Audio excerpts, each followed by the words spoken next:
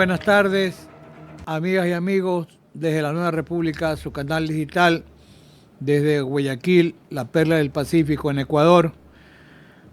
Hoy vamos a conversar en el segmento del Foro Latinoamericano de Política Criminal con un formidable profesor académico y jurista chileno, el profesor Raúl Carnevali Rodríguez, con quien mantenemos una afectuosa relación de algunos años. Él tiene un postdoctorado en la Universidad de Milán, en Italia, donde es doctor en Derecho Penal también por la Universidad de Navarra, en España. Es un profesor que estuvo incluso haciendo una estancia de investigación en Italia. Dirige el programa de doctorado en Derecho y de los magísteres en la Universidad de Talca, en Chile. Es director del Centro de Estudios de Derecho Penal de la misma universidad. En algún momento Raúl ha sido decano también de la Facultad de Derecho de la Universidad de Talca. Por eso me pareció oportuno, por la formación que tiene. Ha estado investigando incluso en Italia y sigue hoy vinculado a la Universidad de Talca de Chile como profesor titular de Derecho Penal. Y tuvo Raúl la posibilidad de estar en Italia. Me ha enviado algunos de sus trabajos formidables sobre la investigación que hizo sobre el proceso en Italia, incluso contra la camorra, contra la mafia, la experiencia del modelo italiano y cómo podría, y yo le era la pregunta, si un modelo como ese en un momento dado podría ser o no extrapolado a nuestras realidades latinoamericanas, porque debo expresar que Ecuador, al igual que muchos otros países, no solo en la región, en el mundo, aprobó la Convención de Palermo del año 2000. Después, desde el 2014, incorporó la responsabilidad penal de personas jurídicas, acaba de dictar una nueva ley de lavado de activos, adoptó el modelo de la UNOC de Naciones Unidas sobre la extinción de dominio, pero cercenando la irretroactividad y cercenando la imprescriptibilidad, que eran dos pilares fundamentales. Pero bueno, yo le decía a Raúl hace un momento, el Código Orgánico Integral Penal del 2014 lleva casi 100 reformas y hoy hay 3, 4 leyes urgentes en materia económica que realmente son leyes de seguridad. No digo que toda la ley no sirva, pero las maquillaron como leyes económicas urgentes y hoy pues la Corte Constitucional, cumpliendo con su obligación de control de convencionalidad y de constitucionalidad, le está haciendo reparos a ese conjunto de leyes. Entonces, un poco la idea es que tenemos una nueva constitución, la queremos reformar, queremos seguir reformando leyes, pero lamentablemente el aumento del crimen organizado es notable, es notorio. Ecuador tiene una tasa de muertes violentas que este año podría ser la más alta en la historia de nuestra república. Podemos cerrar con 55 o 57 muertes violentas por 6.000 habitantes, que va a ser la tasa más alta en el mundo entero. Y bueno, Ecuador tiene un promedio de 300 toneladas de cocaína por año que se decomisan, lo cual significa que por Ecuador han pasado alrededor de 2.000 toneladas, 300 se cayeron y 1.700 se fueron. Hay un gran ingreso de armas de manera clandestina, de contrabando en la frontera con Perú, y la cocaína sigue inundando a Ecuador, que es la autopista de la cocaína, como dice la BBC de Londres y hace poco CNN. Entonces, tenemos un tema complejo, sin duda. Está en el Código Orgánico la previsión normativa de la adecuación típica de delincuencia organizada, que más o menos responde a los estándares de la Convención de Palermo, pero a rato se utiliza la etiqueta en una especie de fraude de etiquetas porque se dan falsos positivos a personas, a veces por connotaciones políticas, se les imputa la calidad de ser parte de actos de delincuencia organizada. Y concluyo esta breve intervención diciendo que me parece que en el fondo lo que pasa en estos días en la relación política de Estados Unidos con México, yo la veo como positiva. Son alrededor de 56, sí, capos del narcotráfico. El último es el Mayo Zambada en estos días, y antes está el Chapo Guzmán y, y hay gente muy importante relacionada con el crimen organizado, vinculado a las drogas y al tema de las armas de México, que, bueno, han sido, es sui generis este tema, pues no son extraditados todos, y una especie de deportación, pero es que revisaba, porque decía, bueno, ¿cómo está pasando esto en México con los últimos 26? Pues los primeros 28, 29 fueron extraditados, pero los últimos no, fueron casi que expulsados del territorio mexicano. Decía, ¿cómo es eso que México deporta a sus propios nacionales? Es que hay estatutos de seguridad en México que sí lo permiten, los estaba revisando, o sea, es una legislación en esa parte seccional que dice, no, afectan a la seguridad de México y bueno, y como están requeridos en Estados Unidos, nada de extradición, se los entregamos. Entonces, yo creo que es un ejemplo, puede ser discutible, pero puede ser una herramienta eficaz en estas propuestas y la respuesta que buscamos frente al crimen organizado. Así que me disculpas por el tiempo, querido Raúl, pero era importante No, por favor. dejar algunas ideas sobre el territorio y tú eres el dueño de la cancha. Que nuevamente bienvenido. Bueno, muchísimas gracias, Alfonso. Bueno, para mí un placer poder conversar contigo.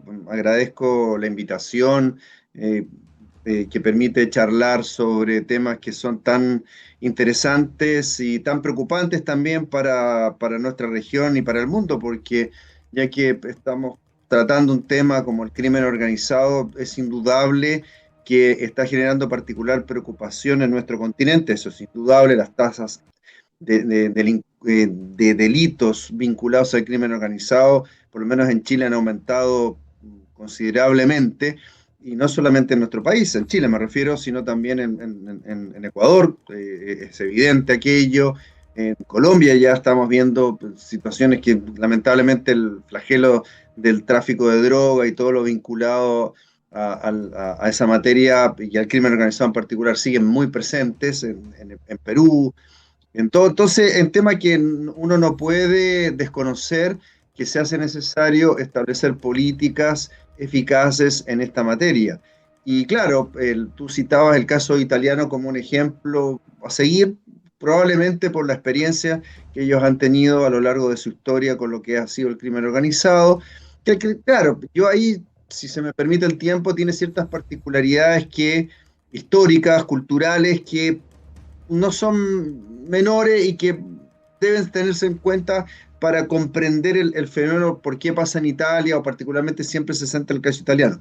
Pero sin perjuicio de esas consideraciones históricas que acontecen en Italia, es evidente y que el ejemplo italiano en la persecución del crimen organizado debe ser considerado y tomado en cuenta porque lo han vivido desde siempre, desde que nacen como república y desde antes, que nos pueden servir, como digo, como ejemplo para poder comprenderlos en nuestros ordenamientos jurídicos. Ahora bien, dicho lo anterior, también es cierto que no bastan solo, cuando uno habla de crimen organizado, no basta solo entender el engranaje jurídico, podríamos decir, o el armazón normativo, como para poder perseguir crímenes de esta naturaleza, sino también se hace necesario la preparación de quienes son los llamados a aplicar dichas normas, pero también aquellos que son los llamados a la investigación de los delitos que se cometen, y así como también las instituciones que, si bien no son propiamente dentro del engranaje jurídico, podríamos decir,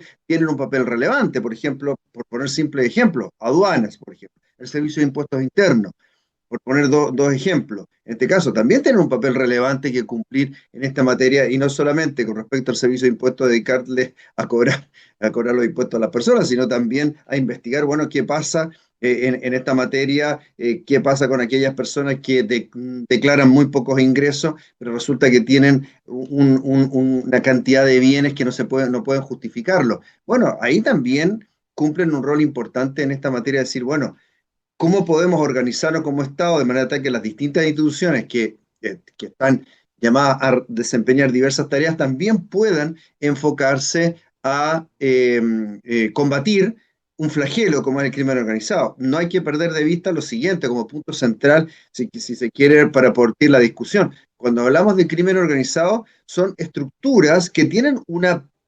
particularidad, que son dirigidas o se estructuran con fines de lucro. Es decir, son como una empresa, podríamos decir. O sea, se organizan para ganar dinero en la práctica.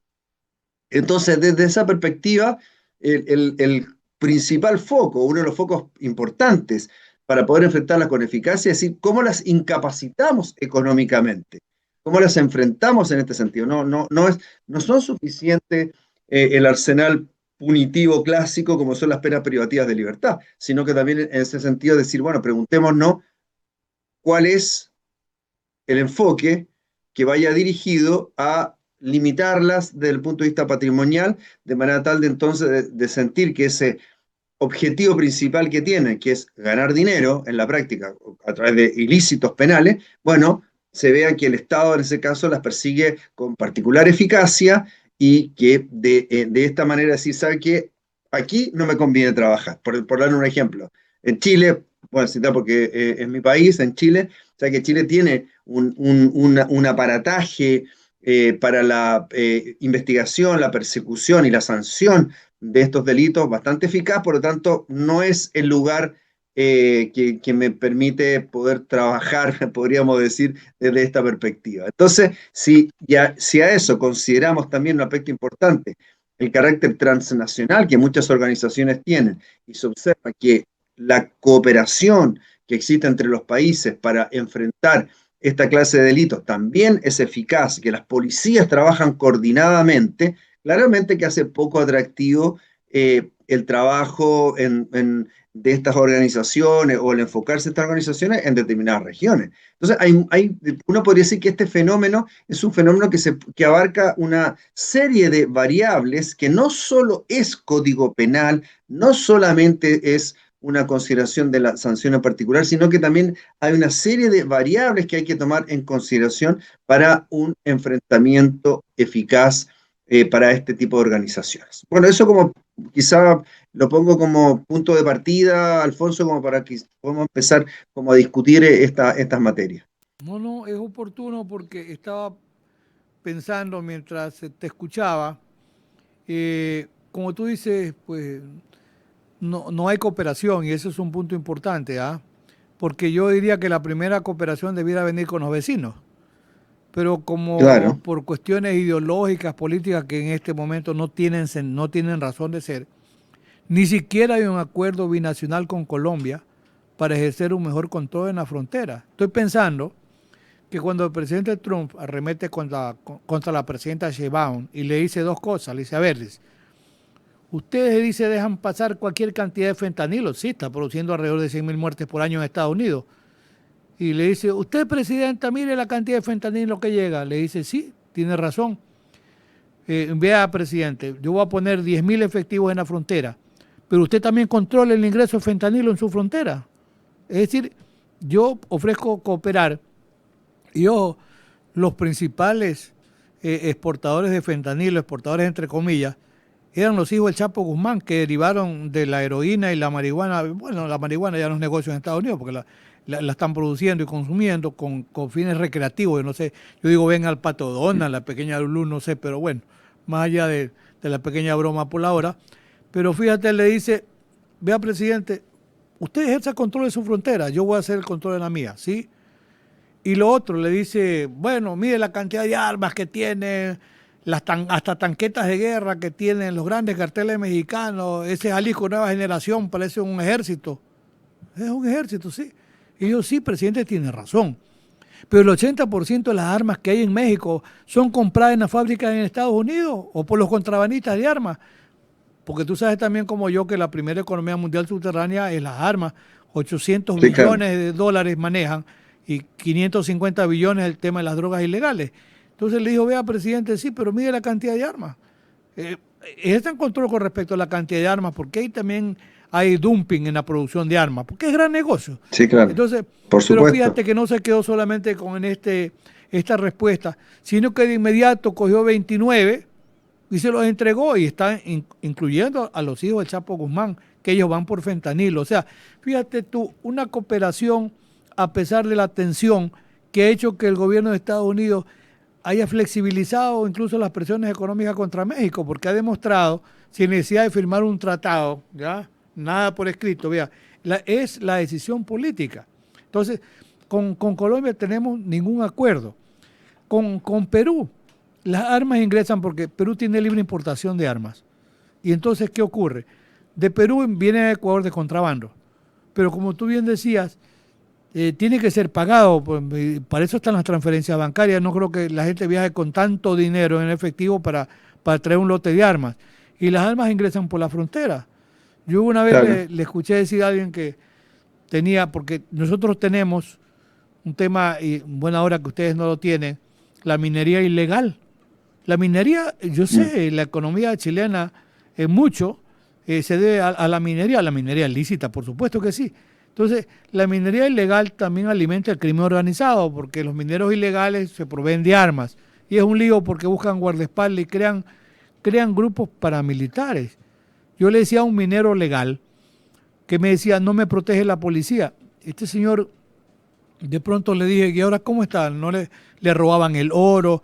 Cuando estaba enviando, ojo, no, la policía no le daba protección y entraban estas organizaciones criminales internas ecuatorianas y los asaltaban a estos envíos de oro. Entonces, de pronto este señor decidió que mejor iba a crear su guardia de seguridad. Cuando conversó le claro. dije, es equivocado, don Jorge, porque así empezaron en Colombia los paramilitares para protección, pero estos grupos Sí, armados.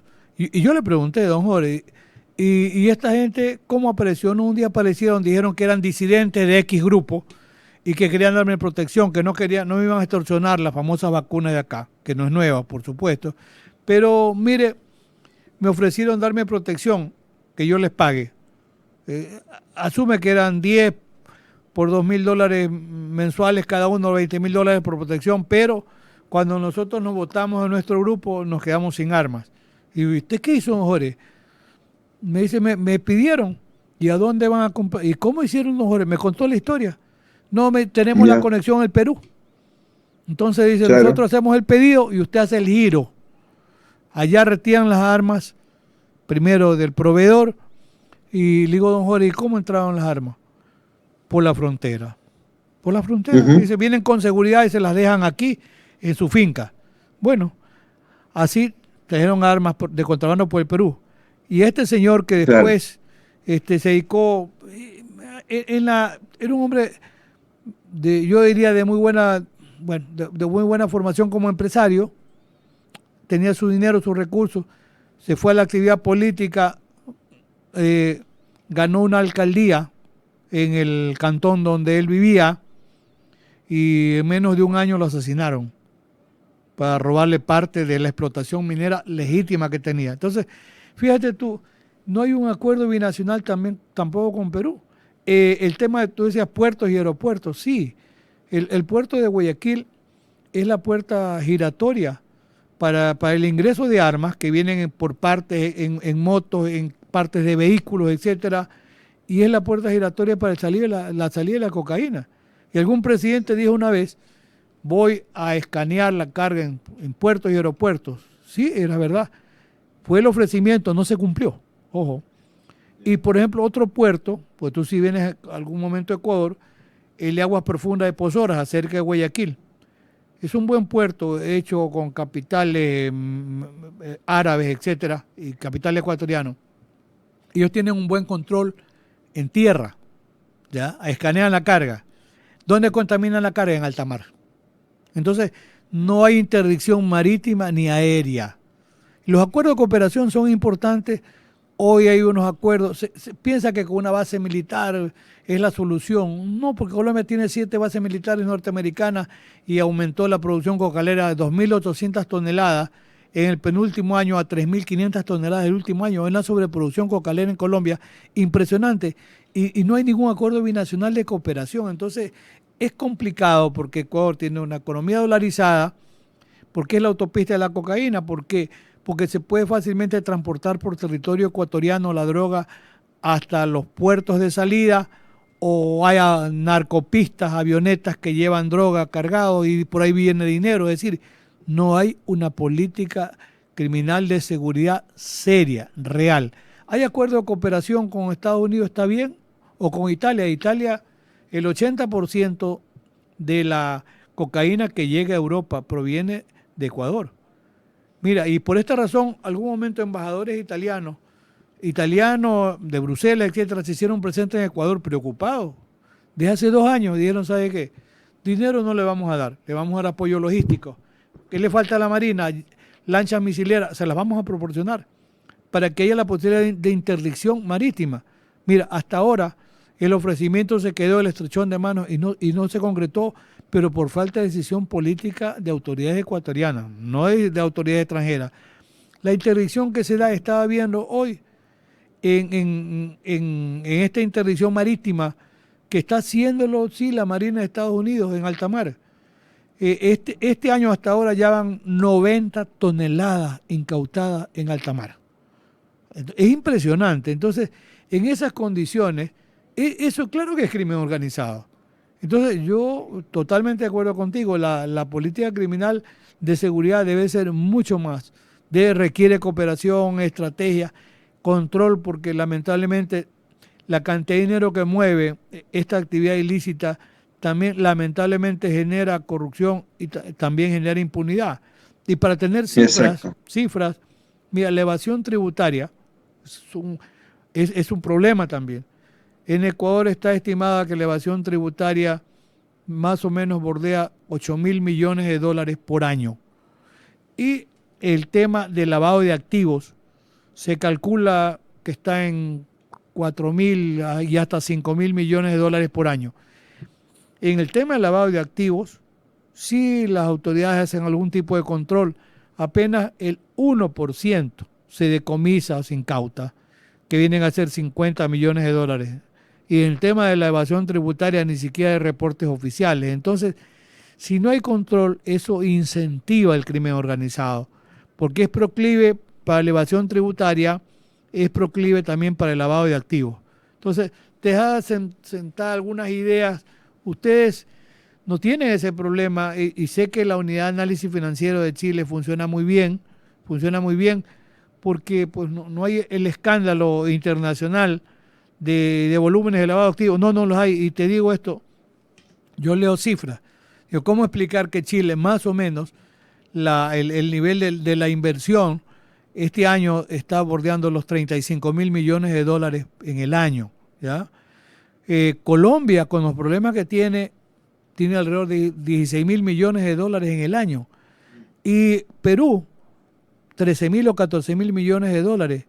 Ecuador no llega ni a 400 millones de inversión. Entonces, la inseguridad por temas de la violencia y del crimen organizado también es un valladar frente a la seguridad que requiere un inversionista nacional o extranjero. Yo creo que las condiciones son complicadas mientras no se mejore la situación de la seguridad, que tiene que ver hoy son más o menos 60.000 efectivos los que en Ecuador existen, vinculados al crimen organizado, divididos, se han repartido el país, ¿ya? Están dentro de la cárcel, se extrapoló. Ustedes no tienen ese problema, pero lo tenemos nosotros, la organización criminal dentro de la cárcel, que se reparte el territorio que está fuera de la cárcel. Cuando hay muertes dentro de la cárcel, Ecuador en el año 2021 llegó a la tasa de muertes jamás, creo que en la historia mundial, más o menos una cárcel de 40.000 personas para 2020-2021. Hoy está en 32.000, bajó algo la tasa de personas privadas de la libertad, pero para que tengas idea, llegó a ser la tasa de muertes violentas dentro de las cárceles, 420 muertes violentas. Entonces, impresionante, sí, ha bajado el nivel de violencia o se han pacificado, por lo que dijo la Comisión Interamericana. Hizo un estudio aquí, una visita in situ, el 2021 está el informe. Dijo, la cárcel ecuatoriana se autogobierna. ¿Quiénes la gobiernan? El crimen organizado. Posiblemente hoy hay menos muertes dentro de la cárcel porque se han repartido el territorio. Hay enfrentamientos fuera, sí, en los barrios, etcétera. O sea, te digo esto porque eso es crimen organizado, sin duda que sí. A la más alta escala también es cierto. Entonces, estrategia, cómo se produce un cambio, cómo se produce una suerte de milagro, la decisión política. Yo pienso que la honestidad de los jueces, y lamentablemente el caso de Italia, jueces como Borsalino o el otro Falcone fueron asesinados por la mafia. Sí, exacto. Pero fue inquebrantable el trabajo contra las organizaciones criminales y hoy tiene Italia el nivel de seguridad incluso económica que es real. Así que Me extendí un Sí, poco, pero te da un poco idea de cifras que a veces se las maquilla, pero son la realidad de Ecuador. sí, sí. Bueno, gracias Alfonso por toda la información de Ecuador. Bueno, acá en Chile, por suerte, digamos así, no tenemos la realidad que tú comentas de Ecuador, pero también es cierto que estamos enfrentando situaciones que son bastante preocupantes. Lo que pasa es que nuestros niveles pre-pandemia, fundamentalmente porque fue en ese periodo más o menos, aunque no quiero decir que no había crimen organizado antes, pero fundamentalmente hay varios factores que han incidido para el aumento del crimen organizado en Chile. Bueno, fundamentalmente hay que decirlo, aunque sea feo, o por lo menos preocupante, pero lamentablemente la llegada de una inmigración desbordada en algunos puntos, como fundamentalmente venezolana. Ha traído organizaciones criminales como el Tren de Aragua, por ejemplo, que me imagino que en Ecuador pasa lo mismo, que eran absolutamente inexistentes hasta hace un par de años atrás. Eso es una consideración no menor que hay que hacerlo presente, que nos estamos en Chile enfrentando a un nivel de delincuencia, no solamente de crimen organizado, sino de delincuencia callejera, fenómenos de inseguridad en el diario vivir que no estábamos nosotros acostumbrados. En Chile hasta 2018 tenía niveles similares a niveles europeos, entonces, en nivel de seguridad. Entonces, y ahora estamos enfrentados a una situación muy particular y hay mucha preocupación del ciudadano de la calle, ciudadano que circula, en fin, que ha cambiado incluso sus niveles de vida en este sentido. Claro, no alcanzamos lo que pueden ocurrir en otros países, pero para nuestros cánones, para nuestros estándares, sí que resulta bastante preocupante y claro, y de alguna manera no se visualiza como una disminución en este sentido. Entonces hay una serie de factores que han generado situaciones de inestabilidad desde el punto de vista de la seguridad. Entonces, claro, para ir un poco ordenando las ideas en este sentido, la que ya que estábamos comentando de la colaboración internacional, eso es muy cierto porque hoy día el crimen organizado ya ponía de manifiesto el Tren de Aragua, por poner un ejemplo, el Tren de Aragua es una organización transnacional, o sea, no está presente solo en Chile. En Chile hay células vinculadas que se reúnen con otras células, con otros grupos que trabajan con ellos, que están presentes en Perú, están presentes en Ecuador, están presentes en Colombia, en fin, entonces, todo este tipo de organizaciones. Entonces, y que son a veces, muchas veces células, organizaciones pequeñas que compartimentan trabajos con otras organizaciones, se distribuyen funciones, algunos se dedican al tráfico de drogas, otros se dedican al tráfico de armas, otros a la trata de personas, a las organizaciones vinculadas con trabajos sexuales, con el tráfico de armas, en fin. Entonces, todo eso ha generado una situación no menor. Ahora, hay un punto que sí me gustaría hacer presente, o por lo menos que tradicionalmente no se da a conocer, pero hay un tema que no es menor y que recuerdo que lo escuché de un juez italiano el año pasado, que lo hizo muy presente. No hay que olvidar que el crimen organizado también realizan trabajos de orden cultural.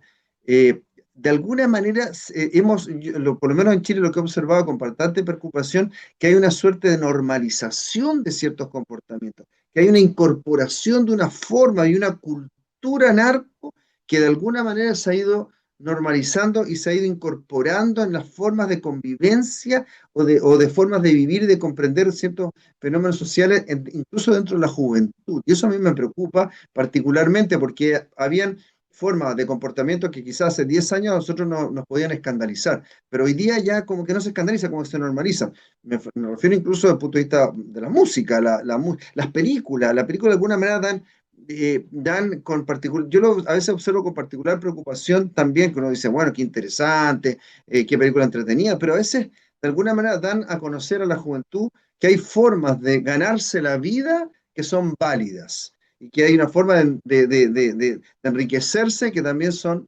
válidas y que no hay cuestionamiento a este respecto. Entonces, este juez italiano lo que remarcaba es la importancia que tiene que dentro de una sociedad debemos ser intolerantes sobre ciertas formas de comportamiento.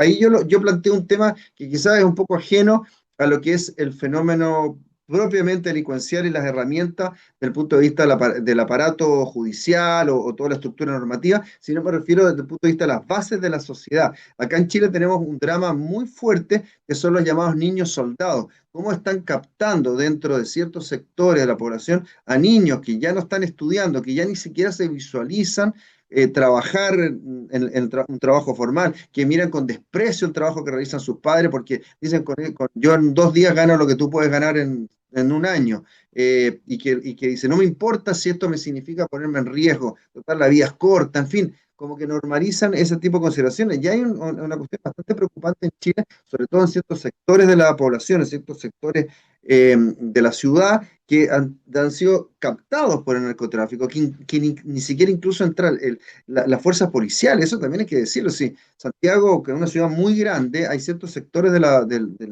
ciudad donde la presencia estatal es bastante escasa. Entonces, si hay presencia estatal escasa, esos sectores los ocupan justamente el crimen organizado, quien les ofrece a esos ciudadanos que vienen a esos sectores, son ellos los que le ofrecen la seguridad en este caso. Entonces, se va generando una suerte de normalización, o sea, bueno, si no lo obtengo del Estado, lo puedo obtener del jefe de esa organización criminal, que él me va a ofrecer seguridad, que incluso me va a ofrecer trabajo, que incluso me va a ofrecer dinero si eventualmente tengo alguna enfermedad, que me va a ofrecer protección, en fin. Entonces, también hay que tener mucho cuidado en la forma como nosotros como sociedad encaramos y consideramos fenómenos de esta naturaleza como para poder enfrentarlos con eficacia. Porque de alguna manera, si lo vamos internalizando, que lo vamos poco a poco cediendo espacio, de alguna manera entendiendo, bueno, ya nada podemos hacer a este respecto porque ya eso es así,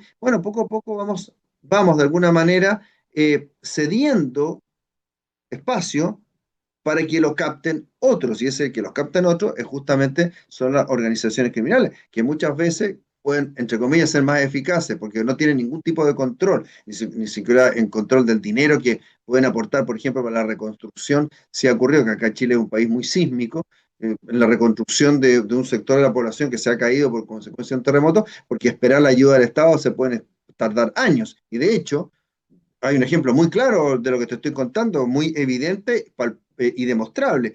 El año pasado, no, sí, en febrero de 2024 hubo un gran incendio, a lo mejor tú, en Viña del Mar, que nunca había muerto murieron más de 130 personas en un incendio.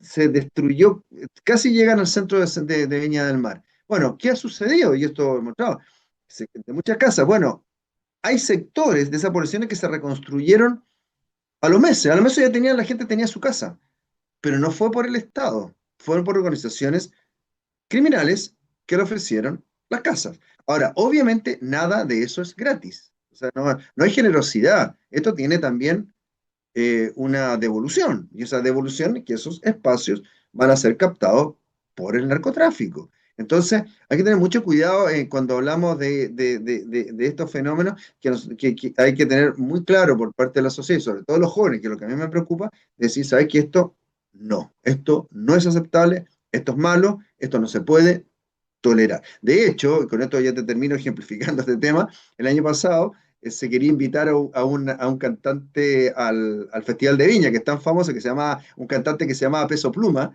que era un cantante que canta de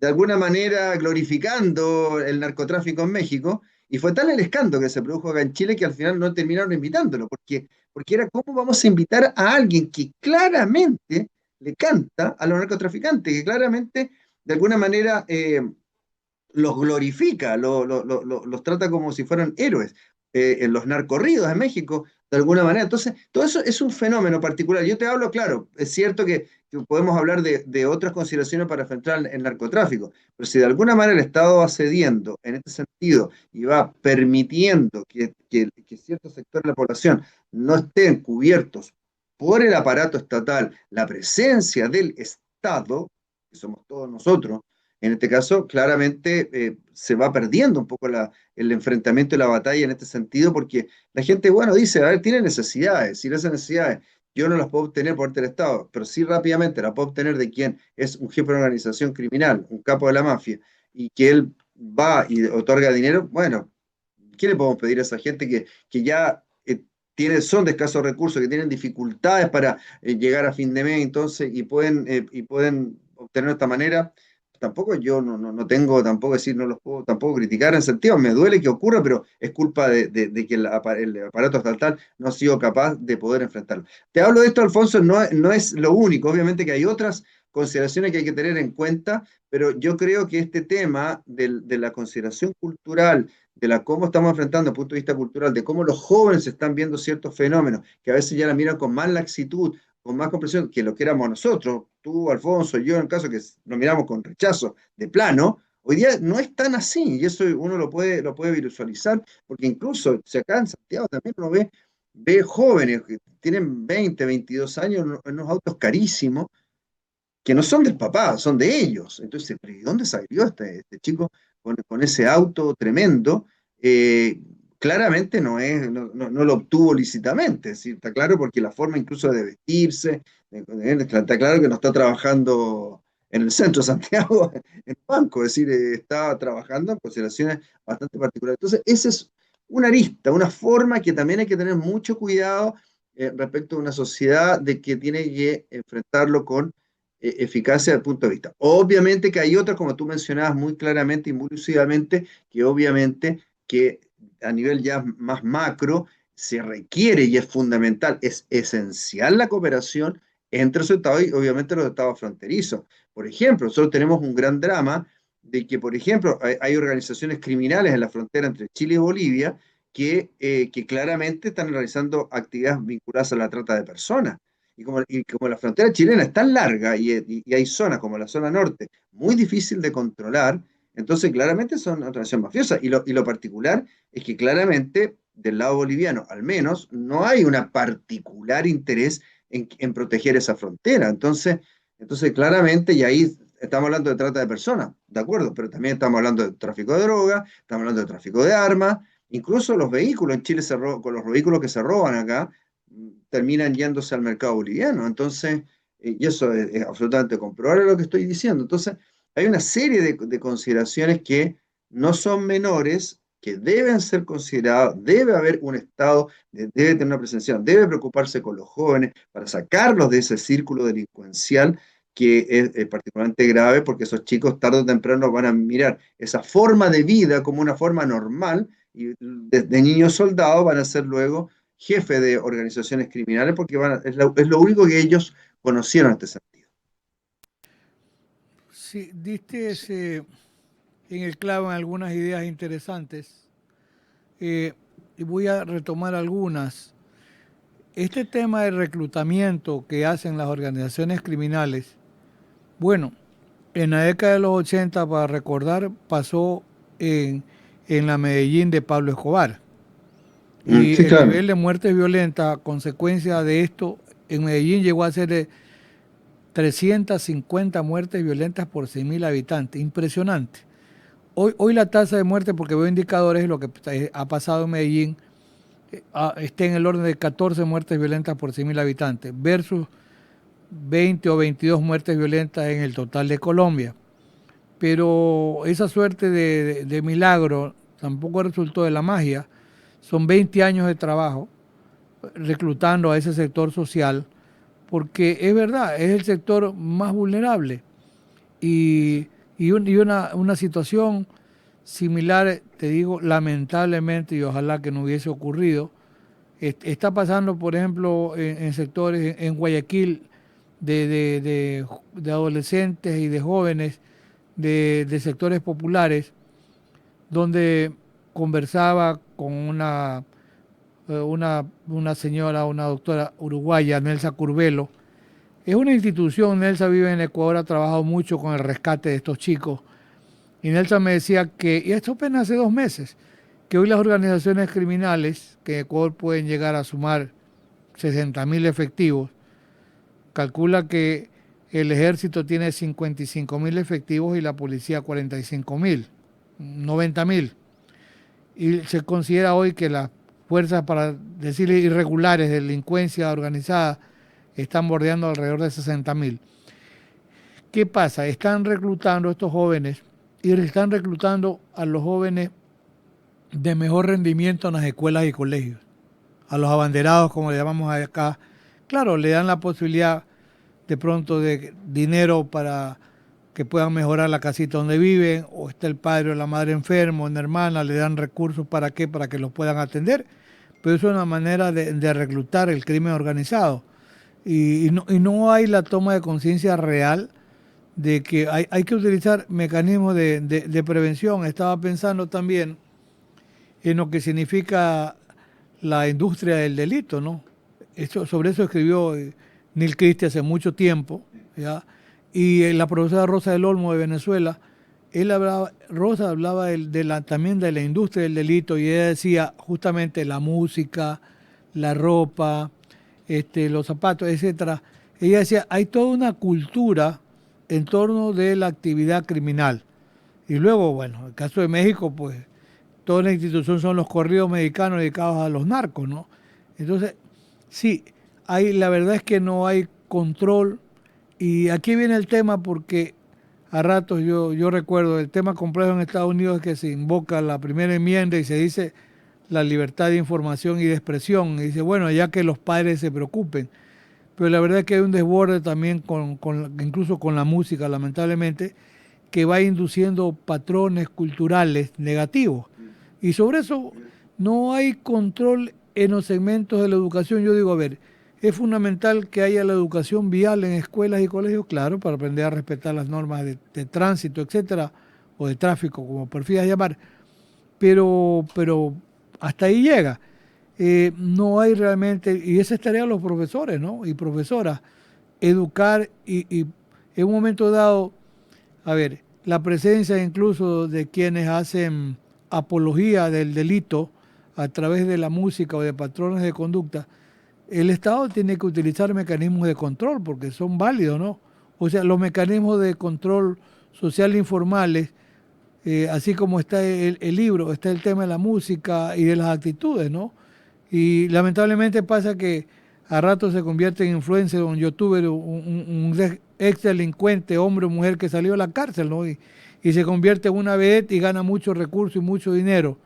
Y eso es bien visto por los sectores jóvenes. Sí, tú diste también el clavo con un tema que es la falta de control, que sí, claro, nos exigen a nosotros los padres, los abuelos, sí, pero también es tarea de las escuelas y colegios, ¿no? Y tarea en el fondo del señor Estado. O sea, yo coincido contigo en esa parte que es parte de la educación ciudadana, cómo encuentra mecanismos de control. Y claro, esto del joven que aparece con un auto de alta gama y al padre le parece que es un joven exitoso sin importarle el origen del recurso, ¿no? Pero termina convirtiéndose, y ojalá que no fuese así, pero lamentablemente es la realidad, en un delincuente más. Entonces, sí, coincido contigo, Carlos, interno, hay que mejorar las condiciones y a rato, como cae el sistema de los municipios dicen, no, esa es tarea del Estado, no, esa es tarea de todos. La educación en función de prevención es tarea ciudadana.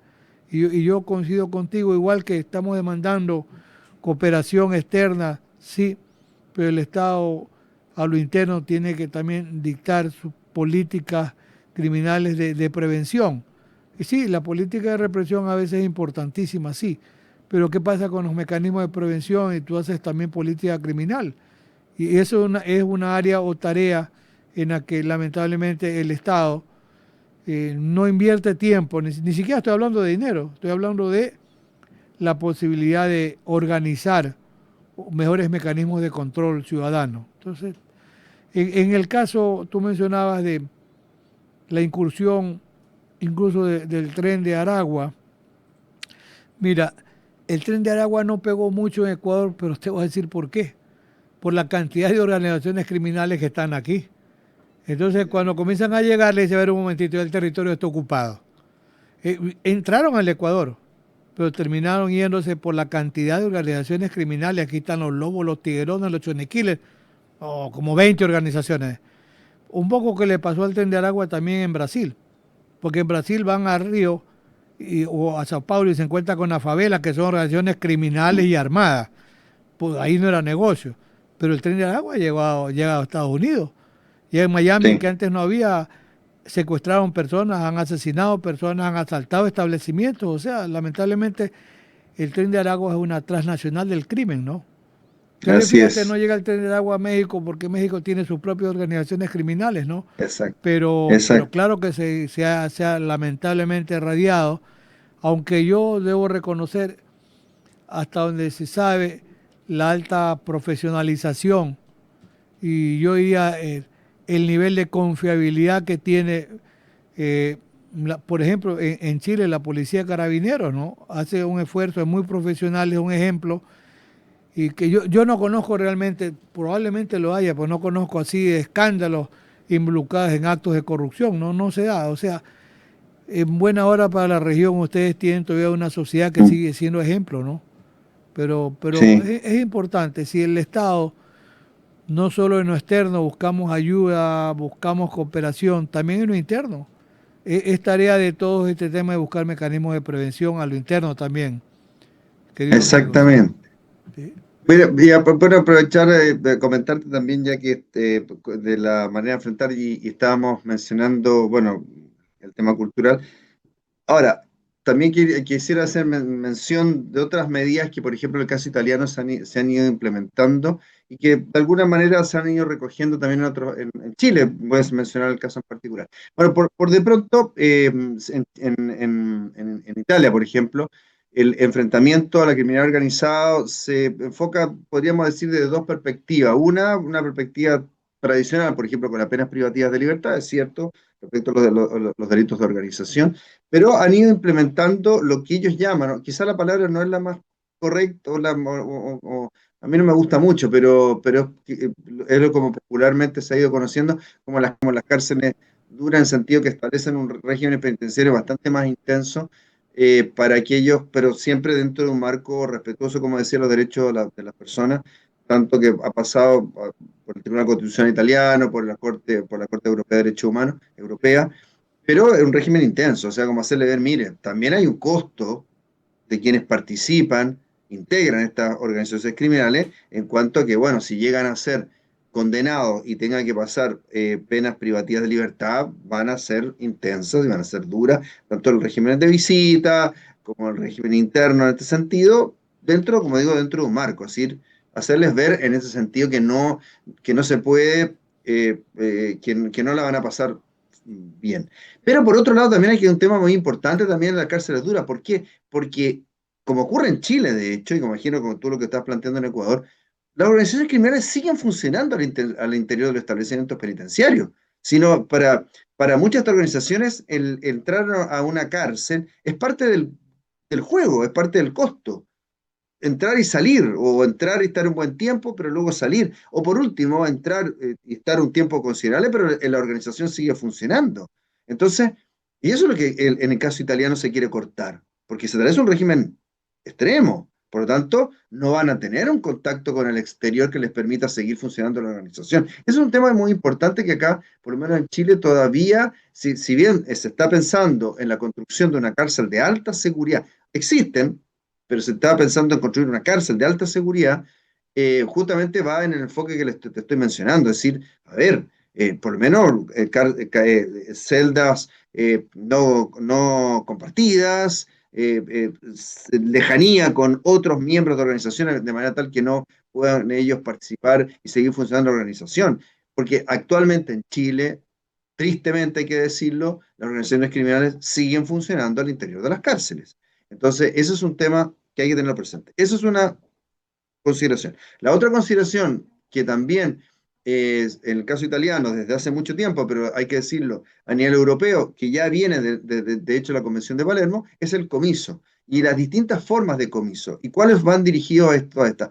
A incapacitarlas económicamente. O sea, no es la forma tradicional del comiso clásico, que lo que se decomisaron eran los efectos del delito. No, acá se pueden decomisar bienes de valor equivalente, o sea, no los mismos bienes decomisados productos del delito, sino que bienes de valor equivalente, el llamado comiso ampliado, que supone decomisar todo aquello que la persona que está siendo juzgada y posteriormente condenada no puede explicar el origen de esos bienes.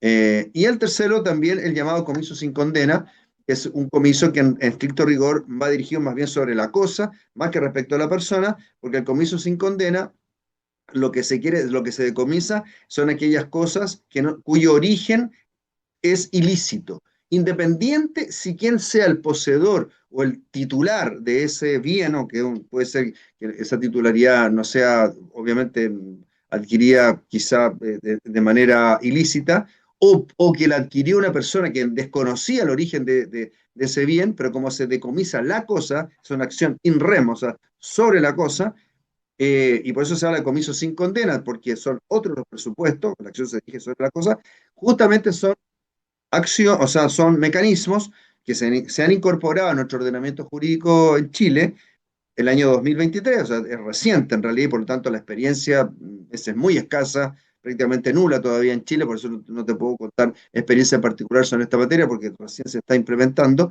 pero que ya viene es de larga data, en caso, por ejemplo, italiano, es justamente enfocado en los términos que te estoy mencionando, es decir, hacerle difícil la vida a quienes quieran dedicarse al delito. Entonces, tanto, como digo, la experiencia italiana desde el punto de vista de las penas privativas de libertad, como también desde el punto de vista del origen ilícito y la incapacitación desde el punto de vista económico, cercenarlas económicamente en este caso. Entonces, esas son las dos vías fuertes, no únicas, pero que particularmente deben tomarse en consideración como para poder enfrentarlas con eficacia. Y por último, hacerte presente que ya que hablamos del tren de Aragua, que debo decir también con particular satisfacción que acá en Chile las investigaciones que se han llevado a cabo en contra del tren de Aragua han sido bastante eficaces y Chile está siendo una plaza para el tren de Aragua compleja justamente por la persecución que se ha hecho por parte de las instituciones chilenas. Entonces, obviamente que hay mucho por hacer, todavía están presentes, pero al menos uno puede decir, sabe que hay muchos eh, personas, incluso a nivel ya de jefaturas, vinculadas al tren de Aragua, que están, detenidas, están privadas de libertad. Entonces, pero bueno, lo triste de todo esto que esto es algo para que nosotros en Chile no estábamos acostumbrados, nuevo. Espero que no haya llegado para quedarse, espero que no sea que en 5 años más, y cuando conversemos nuevamente, te cuente, oye Alfonso, te recuerdo la conversación que tuvimos en 2025, bueno, te cuento que la situación hoy día está ya incontrolado. Espero que no sea esa lo que te debe decir, sino por el contrario, decir que el triste recuerdo que significa aquellos tiempos en este caso. Pero como te digo, al menos desde el punto de vista normativo, al menos de las herramientas que se han ido incorporando fundamentalmente a partir del 2023 en esta materia, no solamente que combatir el crimen organizado, sino también para enfrentar la corrupción. El año pasado, el año 2023 también se dictó una ley de delitos económicos que también establece disposición, desde el punto de vista incluso penal, bastante intensa como para justamente evitar conductas criminales que de alguna manera puedan ser caldo de cultivo para organizaciones o para manifestaciones criminales desde esta perspectiva, que en definitiva, vuelvo a repetir, lo que le interesa a estas organizaciones es ganar dinero. Y siempre se van a ir a aquel lugar donde las brechas, donde los espacios que se le brindan sean o les permitan ir creciendo. Y eso es lo que, al menos en Chile, lo que se ha logrado, o por lo menos se ha buscado, es cubrir todos esos espacios de manera tal de no dejar alguna una línea, algo, una brecha, por muy pequeña que sea, como para que se puedan infiltrar y crecer poco a poco para ir aumentando esta consideración, o esta brecha, como te digo. Por lo menos, eh, al menos en este momento, se puede mirar que hay manifestaciones, no son suficientes, hay otras que uno también mira con especial preocupación, que digo que falta, pero hay experiencias en esta materia que nos dan cuenta que efectivamente hay instituciones que están tomando muy en serio, que no han sido captadas por el crimen organizado, porque el riesgo también está desde el punto de vista de la corrupción, de capten instituciones públicas, obviamente, que al final sean proclives a las decisiones, porque al final el crimen organizado es un poder en la sombra, actúa a través de otros para lograr sus propósitos. Estaba recordando, históricamente lo que significó en su momento el manifiesto de Málaga, porque la última gran convención de Naciones Unidas en el tema del tráfico de drogas era el año 88, y en Málaga el año siguiente, el 89, los profesores más importantes de España, incluyendo magistrados, jueces, suscriben el manifiesto de Málaga. Y es formidable donde se plantean las bases para la discusión de los pros y contras de un proceso de legalización, que a la final hoy en Estados Unidos el tema de la marihuana virtualmente se ha legalizado en la mayoría de los estados, Sí, pero hay un hecho importante que allí se planteaba, 1989 en Málaga. Se hablaba de la necesidad de desarticular las bases económicas del crimen organizado. Y claro, eso lo retoma el año 2000 la Convención de Palermo, sin duda que sí. claro. Y es decir, legislación hay, y estaba pensando también en la Colombia de Pablo Escobar y de los carteles de los Rodríguez de Cali, la cantidad gigante de dinero que acumularon y muerto Pablo Escobar, sus herederos toman posesión de los bienes por miles de millones de dólares. Y muerto Pablo Escobar y después de algunos años en Colombia se aprueba la ley de extinción de dominio, ahí siguiendo el modelo de la UNOC de Naciones Unidas, donde yo destacaba imprescriptibilidad y la retroactividad, sin límite, porque lo que es chueco, ¿no? No se puede Sí, legitimar. Y entonces, ¿eso qué permitió? Que se pudieran decomisar los bienes que estaban en poder de la familia. Lo mismo pasó con el cartel de Cali. Y la ley de extinción de dominio también en el caso de, estoy recordando, en Argentina, a una organización mafiosa que tenía los Enzo Ferrari, los carros, los Lamborghini y todo, les cayeron. A ver, carros, propiedades, vehículos, a ver, explique el origen, cómo tienen todos estos recursos. Y eso significó una incautación en Argentina de alrededor de 700 millones de dólares. Mira, y el caso de Brasil.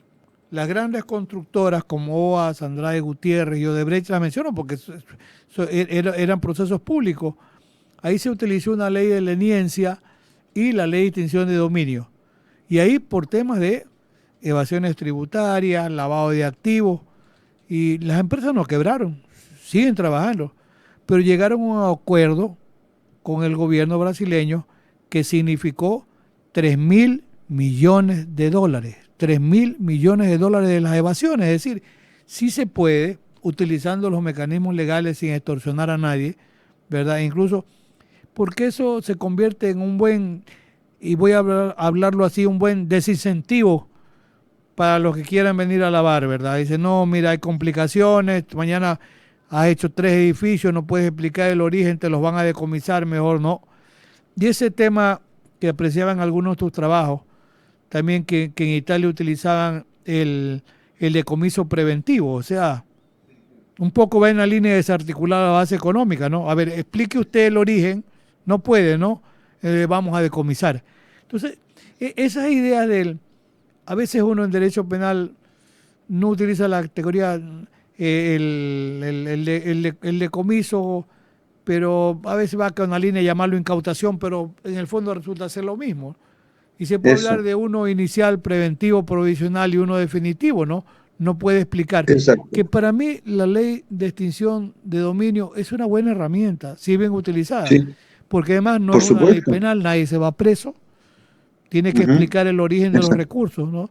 Entonces, a exacto, mí me parece que si hay herramientas y de pronto falta la decisión que tiene que provenir de buenos operadores en los distintos sistemas de exacto. justicia. Entonces, Así es. cuando no hay credibilidad en la administración de justicia en un país X, es muy complejo este combate al crimen organizado, porque además es muy poroso y lamentablemente es permeable a la corrupción, que además genera impunidad. Entonces se convierte en un lugar propicio como para pensar allí no hay control, se puede invertir, no hay... Está la ley de lavado de activos, sí, pero el nivel de dinero que se blanquea es gigante, versus el dinero que se puede incautar. Lo mismo pasa con el tema de las evasiones tributarias. Entonces, para mí como que falta una cultura de control. Las leyes están, porque seguimos armando más leyes y más reformas, ¿verdad? Pero Así es. la decisión política no solo es del gobierno. El segmento justicia es parte de la estructura del Estado. Pero si no funcionan bien los consejos de la judicatura, los consejos de la magistratura, entonces el tema se vuelve complejo, además de que lamentablemente ha pasado como una mala experiencia la mala utilización de acciones constitucionales de protección que forman parte del mundo moderno, civilizado. Pero si se mal utilizan las medidas de protección para lograr que se devuelvan bienes que tendrían que haber sido incautados, y no pasa nada con esos jueces porque de pronto están protegidos por cierto sector o político o de la función judicial, el problema se vuelve un poco complejo, ¿no? Porque como un proceso de depuración a veces es importante Así y es. en el ámbito de la administración de justicia es fundamental. Yo te diría Así que es. yo no quiero cargar la mano contra la fiscalía en general. Tal vez ha tenido sus hierros porque ha sido mal utilizada a veces como un instrumento de persecución política, pero bueno, pero actos de corrupción han sido muy aislados, aunque eso es corrupción política también, pero me refiero a otro tipo de corrupción como económica, incremento de patrimonio justificado. En el ámbito de la Fiscalía Ecuatoriana realmente no, yo creo que habrá uno o dos o tres, pero no son tan notorios como si ha pasado en el ámbito de la judicatura. Y ahora mismo la Contraloría está cumpliendo con su rol, que es el juez de cuentas, y de una primera auditoría aparecen como 50 jueces que tienen un incremento patrimonial injustificado. ¿Ya? Claro. Entonces, fíjate, no corresponde al ingreso real por el servicio público. Y como si es posible penalizar al pariente, a la novia, al novio, etcétera, por el testaferrismo también es delito, ¿ya? Entonces, si hay la decisión, ese puede ser para mí un aspecto interesante que hay que rescatarlo como positivo. Y yo digo, a ver, Exactamente. esa auditoría tiene que ser permanente, tiene que ser a toda la función. No escojas a los jueces de esta provincia, de todo el país. Audítelo, porque ese trabajo, mira, eso puede ser un buen mecanismo, el control, para tratar de alguna medida de crear un frente que sea idóneo en esta propuesta de lucha, porque en el fondo eso termina convirtiéndose también en delincuencia organizada que se incrusta, se llega a incrustar en la función de administrar justicia, ¿no? Si no se produce una Exactamente. depuración, un saneamiento, también es un mal incentivo, ¿no? Porque se piensa que alguien llega a la función de administrar justicia para enriquecerse, ¿no? Y cuando esto ya se detecta, Exactamente. llega el momento en que el Estado tiene que reaccionar, ¿no? O sea, son, Así son es. ideas por lo que está pasando, lo que está ocurriendo, y esto lo digo como un aspecto positivo. Claro que hay que depurar y hay que sanear. Y esa, además de la capacitación, hay que sanear esos procesos de corrupción que se van detectando, ¿no? Tal vez ustedes no han Exactamente. experimentado eso, no hay escándalo, pero lamentablemente sí ha pasado en otros países en la región, ¿no? Y lamentablemente ha pasado en los últimos tiempos también en Ecuador, pero yo rescato esta labor que está haciendo la Contraloría, que debe ser sostenida a toda la función, no solo judicial, a toda la función pública, ¿no? Exactamente. Así es, bueno, coincido plenamente, Alfonso, con todas las reflexiones que me has mencionado, que hay herramientas para poder enfrentar el crimen organizado que existen, que en el derecho comparado han podido manifestar su eficacia. Siempre hay muchas cosas por hacer, pero al menos desde el punto de vista institucional, lo digo en el caso chileno, existen. Obviamente que siempre se puede esperar una mayor eficacia en su intervención, tanto también de las policías, en fin, pero uno puede decir que en términos generales, al menos en Chile, los niveles de corrupción están controlados, existen manifestaciones, siempre son preocupantes y no hay que mirarlas eh, con, eh, con desidia o al menos sin consideración, siempre aunque sean pocas, igual hay que atenderlas, pero en ese contexto uno puede decir que están, por lo menos lo digo en el caso de Chile, y, y es de esperar, claro, que esto se pueda extender en todos los países de nuestra región como para que podamos enfrentarlos con eficacia en este contexto. Así es que en este ámbito, en el punto de vista normativo, se pueden dar. Eh, Hay muchas cosas más por hacer, por de pronto, bueno, también estamos hablando de los paraísos fiscales, que también son una fuente bueno, de incentivo como para que puedan seguir cometiendo que estos delitos, porque claro, esos dineros llegan a estos paraísos, no son controlados, y claro, hay por hacer. En Chile tenemos la Ley de Responsabilidad de las Personas Jurídicas del año 2009, que también estableció una serie de exigencias para las empresas en cuanto a cómo deben ser sus programas de prevención de delitos, programas de cumplimiento, en fin, de exigencia en este sentido para cumplir, como te comentaba, la Ley de Delitos Económicos. Entonces, se, existen estas herramientas como para que también las empresas, que son también una potencial fuente de participación del crimen organizado, de que se puedan valer estas empresas lícitas o las empresas lícitas valerse de ciertas estructuras ilícitas como para poder cometer delitos, se les cierra el círculo de manera tal entonces que se le hace más difícil poder realizar y cometer delitos de esta naturaleza que son particularmente graves. Muy reconocido por tu tiempo, ha sido muy erudita tu conferencia, la conversación ha sido sin duda muy interactiva y bueno, hemos comentado algunos temas que son importantes tenerlos presentes. Pienso que esa es una tarea incluso de nosotros los académicos, poder aportar de manera positiva, yo digo, ser crítico constructivo. Entonces, te reitero el reconocimiento desde aquí, desde Guayaquil, Ecuador, pero algún momento verte por acá en físico. Y recuerda, tengo el compromiso de ir también a Chile para poderte visitar en Talca. Así que, querido Raúl, recibe desde Guayaquil un fuerte abrazo académico y muchísimas gracias por tu presencia. Muchas gracias, Alfonso. Bueno, para mí es un placer siempre poder conversar contigo, compartir y reflexionar sobre lo que a nosotros nos gusta, como son las discusiones político-criminales, de serie de ámbitos. Siempre guardo unos recuerdos muy cariñosos de tu trato, siempre tan amable, tan efusivo, que cuando la última visita que tuve, cuando me recibiste tan cariñosamente en Ecuador y todo, así que te lo agradezco mucho y por cierto, tan pronto estés por acá, vas a recibir el mismo aprecio que tú me diste a mí cuando estuve en Ecuador. Sin duda que sí, sin duda que sí. Bueno, Muchísimas muchas gracias gracias, Alfonso. nuevamente Un fuerte abrazo. a Un usted. abrazo. Listo, Adiós. chao, Chao, chao, Alfonso. adiós. Que estés muy bien. Gracias. Chao.